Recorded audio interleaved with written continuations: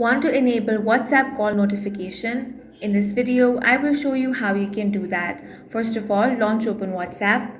Now make sure to log into your account. Go ahead and tap on the three dots at the top right corner. From here, select the option of settings. Now scroll down and select notifications. Here you want to make sure that all of these notifications are turned on. Scroll down and you should find the option of call. Make sure that this is toggled on as well. Tap on ringtone and from here you can customize the ringtone as well as the vibrate from here. Once that is done, next head over to your settings. On your settings, tap on apps. Now scroll all the way down and find the option of WhatsApp, then select that. Now select notifications. If notifications option is toggled off, go ahead and toggle it on.